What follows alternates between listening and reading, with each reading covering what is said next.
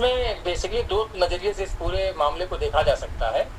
एक तो जब कोई शिक्षक अपॉइंट हो जाता है या किसी विभाग में, मान लीजिए अगर कोई आईपीएस अगर क्वालिफाई कर गया तो उसके कैरेक्टर रोल को देखते हुए उसकी जो काम के जो परफॉर्मेंस है उसके हिसाब से उसको प्रमोशन होते होते वो डीजीपी तक जाता है। ठीक उसी तरीके से अगर कोई शिक्षक नियुक्त हो गया तो उसके बाद अगर वो क्लास में पढ़ा रहा है, उसके जो उच्च अधिकारी हैं उसके बारे में रिमार्क उनका अच्छा है तो उस आधार पर उनको कंटिन्यू करना चाहिए। पहले आप याद करिए, पहले विशिष्ट पीटीसी पर नियुक्तियां होती थी, बीएड पर होती थी,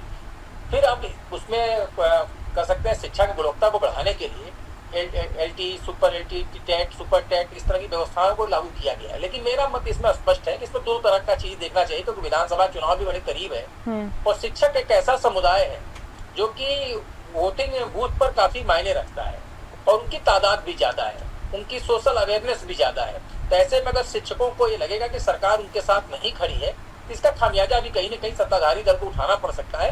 इसलिए सरकार ने इसमें बड़े बस्ते में दो तरीके अपनाए हैं कि अगर वो पहले से पढ़ा रहा है, वो ट्रेनिंग ले रहा है तो उसको कंटिन्यू किया जाए, जो नई नियुक्तियां हो रही हैं तो उसमें सारे नियम कानून को देखा जाए। तो मुझे लगता है कि सरकार इसके पीछे मूल मकसद जो रहा है, इसमें दो चीजें स्पष्ट है।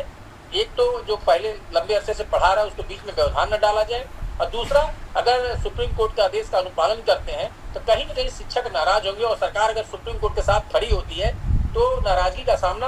कोर्ट तो झेलेगी नहीं। कोर्ट को तो चुनाव मैदान में जाना नहीं है, जाना सरकार को है, तो उसको लगेगा सरकार ने उसका पक्ष रखने की कोशिश नहीं।